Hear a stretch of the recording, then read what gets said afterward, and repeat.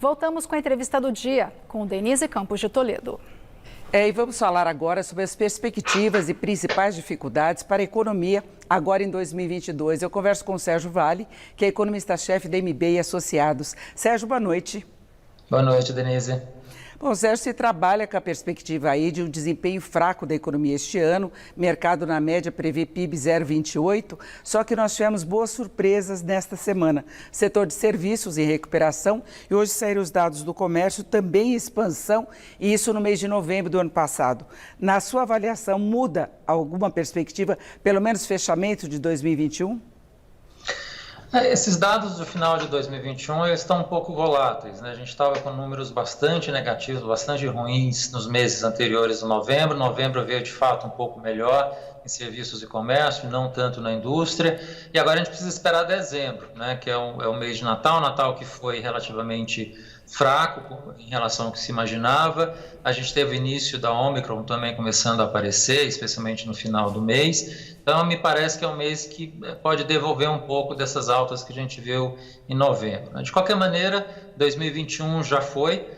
A gente está falando que mesmo com essa incerteza em relação ao que pode ter sido dezembro, a gente está falando de um crescimento que deve ter sido da ordem de 4,5% ano passado. A questão toda agora relevante é para 2022. E a incerteza toda reside no fato de que a gente tem uma economia que começa o ano enfraquecida, tem uma inflação que ainda está elevada e, por conta disso, a taxa de juros vai ter que continuar subindo nos próximos meses, e toda incerteza política que a gente tem nesse ano por conta da eleição, em conjunção com uma incerteza internacional que vem da economia americana e a subida de juros que a gente vai ver por lá. Então, assim, o cenário não está muito favorável para a gente ter uma recuperação econômica mais vigorosa esse ano, Denise. E tem o problema dos juros aqui no Brasil, né, Sérgio, que devem subir. O mercado já prevê a Selic em 11,75, também tem impacto, não é? Pois é, esse é o nosso número, 11,75. Eu acho que até o Banco Central pode levar essa taxa para até um pouco acima disso, quer dizer, não seria estranho a gente ver a Selic chegar até acima de 12%. E vamos lembrar, né, a Selic estava no final de 2020 em 2%. A gente está falando aí em pouco mais de um ano de uma alta da ordem de 10 pontos percentuais. O impacto disso em qualquer economia não é trivial, não é pequeno. Por isso, as revisões têm sido constantes de crescimento para baixo esse ano. O mercado está se aproximando de zero, a nossa expectativa é zero. Eu acho que alguns segmentos vão conseguir segurar e ajudar a evitar um desastre maior na economia esse ano, especialmente a agricultura, que vai ter uma safra bastante positiva, vai conseguir entregar um resultado bastante bom esse ano e impedir um desastre ainda maior na atividade. Agora, você acha que a agricultura não vai sentir muito essa questão climática que nós estamos vendo agora? Excesso de chuvas em parte do país e seca extrema também, especialmente no sul? Isso está afetando um pouco agora, de fato, esse início do ano, especialmente soja, mas o que a gente considera para o ano como um todo é que safras que foram muito ruins ano passado, especialmente de milho e cana-de-açúcar, tendem a ter uma safra bem mais positiva esse ano, especialmente milho. Lógico, né, Denise? Clima, como a gente tem visto, tem causado surpresas contínuas ao longo dos últimos anos. Pode ser que a gente tenha uma nova quebra no meio do caminho. Essas coisas são sempre imprevisíveis, mas dado que a quebra foi muito intensa ano passado e o que se espera do clima esse ano, por mais que hajam incertezas, é de que você consiga ter uma safra que vai ser em torno de 10% a 15% melhor do que foi ano passado. E aí a gente vai conseguir entregar um PIB agrícola que deve crescer em torno de 5% esse ano. Ajuda na composição de um PIB muito próximo de zero. Quer dizer, juros vai jogar contra e vai levar serviços e indústria para resultados mais complicados, mas as commodities, especialmente a agricultura, eu acho que ainda vai conseguir entregar bons números. Agora, Sérgio, essa previsão de alta dos juros tem relação com inflação. Você vê condições de a inflação cair substancialmente, chegar à faixa de 5% que o mercado está prevendo? E mais do que isso, você vê o dólar mais comportado, que é um dos fatores que tem pressionado muito? A inflação vai ceder esse ano para em torno da metade do que foi ano passado, né? Vai ficar próximo de 5%, justamente porque o Banco Central está fazendo um trabalho muito correto de subir a taxa de juros agora. A gente sempre fica naquele dilema, né? Subir juros é ruim para a atividade, machuca a economia, mas a gente sempre fica com aquele ponto, o que machuca mais a economia é a inflação, muito mais do que juros.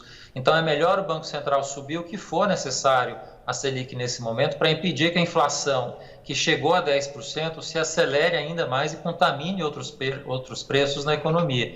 Então, eu acho que o Banco Central está no caminho correto, a Selic indo para 12% vai conseguir ajudar a inflação cair esse ano para metade do que foi ano passado. Obviamente, a gente tem alguns elementos que ajudam também, o câmbio tende a subir com menos intensidade esse ano, preços de commodities também tendem a subir com menos intensidade, energia, que foi um grande vilão ano passado, tende a subir esse ano, mas com menos intensidade do que foi em 2021. Então, assim, os grandes vilões da inflação ano passado, digamos assim, eles vão ser menos vilões esse ano, né? E o Banco Central vai terminar de ajudar na composição de uma inflação menor esse ano, que é ainda elevada, né, Denise? A gente está falando de inflação de 5%, a meta é abaixo, é em torno de 3,5%, ano que vem vai ser 3,25%, então a gente ainda tem um caminho para baixar a inflação no Brasil ao longo desses próximos 2 anos.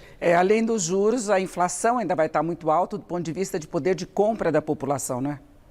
Esse é outro ponto. Uma inflação elevada como a gente teve ao longo do último ano e ainda vai ter nesse começo de ano, né? A gente só vai ver provavelmente a inflação entrar em um dígito lá para março ou abril, significa poder de compra menor para a população. A renda real cai por conta disso, né? Renda real menor significa menos capacidade de compra da população. A gente junta a isso um desemprego que permanece elevado, que vai continuar em 2 dígitos, um emprego precário, né, com recuperação mais informal do que formal. A gente tem um cenário de mercado de trabalho em conjunto esse ano que vai continuar difícil. E não é só de agora, né, Denise? A gente está falando de um mercado de trabalho que está sofrendo há bastante tempo.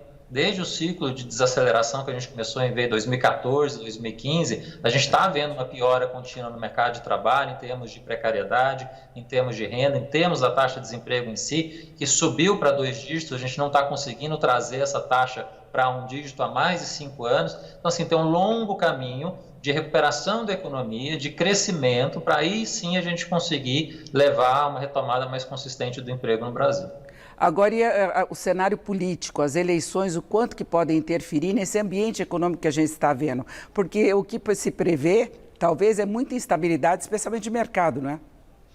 Eleição é sempre um momento tumultuado, né, Denise? E nesse ano a eleição também não vai deixar de ser diferente. A gente tem 2 candidatos nesse momento à frente, Bolsonaro e Lula, que mostraram dificuldades na condução de política econômica nos seus governos anteriores, né? No caso do Bolsonaro agora, esse último ano, do ponto de vista fiscal, foi bastante ruim, né? A gente está vendo as consequências da quebra da regra do teto ano passado, dessa questão que apareceu esses dias em relação ao orçamento ter que passar pelo crivo também da Casa Civil. Enfim, o regime fiscal está sendo bastante mal administrado pelo governo Bolsonaro. E foi assim também, especialmente no segundo mandato do governo Lula, especialmente no governo Dilma. Então, o mercado vai estar muito apreensivo em 2022 para saber onde é que vai a política fiscal, a política macroeconômica no geral, ao longo dos próximos anos.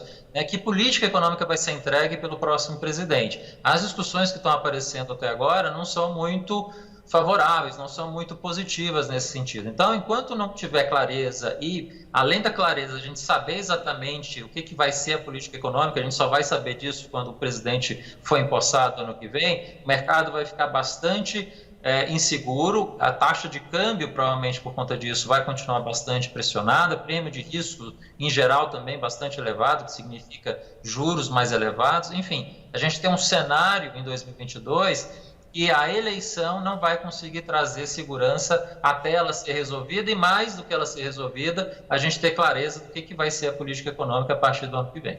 E esse clima de incerteza também pode atrapalhar o potencial de crescimento da economia e de investimentos, né? Totalmente, porque se o mercado e, na verdade, os investidores têm insegurança em relação ao que vai ser política econômica no futuro, isso significa dizer que eles têm insegurança em relação ao que vai ser o crescimento. Ora, se eu não sei o que vai ser o crescimento, se pode ser uma economia que tenha que ficar com taxas de juros elevadas durante muito tempo, porque a inflação vai estar pressionada por conta de câmbio, por conta de todas essas incertezas que a gente está conversando aqui. Ora, se não tem crescimento, por que eu vou investir em intensidade, né? Se você faz grandes investimentos numa economia, se você tiver um horizonte de médio e longo prazo que é positivo, que é favorável. E isso não está claro na economia brasileira agora. né? E é paradoxal, porque a gente tem coisas positivas acontecendo, né? A gente tem as concessões que estão avançando, a gente tem leis microeconômicas que foram aprovadas, que são positivas, a gente não está conseguindo aproveitar esse bom momento em algumas coisas que aconteceram na economia para gerar esse ímpeto de crescimento para frente. Mas para isso acontecer, a gente precisa tirar essa nuvem da frente, essa incerteza da frente, que é esse cenário eleitoral. E mais do que esse cenário eleitoral, o que o próximo presidente de fato vai fazer? Se for mais do mesmo que a gente viu acontecer no negativo tantas vezes no passado na economia brasileira, infelizmente a gente vai ver esse investimento continuar não acontecendo e, consequentemente, o crescimento vai continuar baixo. Agora o mercado está prevendo, na média, uma expansão do PIB de 0,28%. Essa é a tua projeção também? Eu lembro que você já tinha uma postura mais pessimista que a média do mercado, né, Sérgio? Pois é, Denise, a gente já estava com uma visão um pouco mais pessimista há bastante tempo em relação não só a 2021, mas também 2022, né? A gente está esperando zero de crescimento esse ano. Eu acho que a gente vai conseguir evitar uma queda de PIB em 2022, basicamente por conta de commodities, mas basicamente por conta do agro, que eu acho que vai conseguir entregar um resultado bastante favorável, de novo, salvo as condições climáticas que podem mudar no meio do caminho e assustar. Mas, por hora, me parece que a gente consegue evitar uma queda de PIB esse ano, mas essa é a única boa notícia que a gente consegue dar aqui, Denise. A gente está falando de um PIB de zero, no mundo que vai crescer em torno de 4,5%.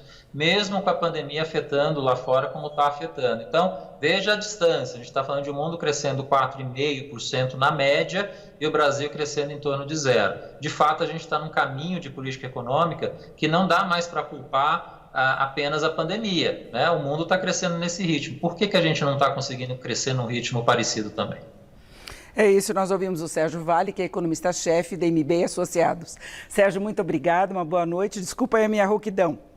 Tranquilo. Melhoras, Denise. Obrigado, boa noite, até a próxima. Luciana.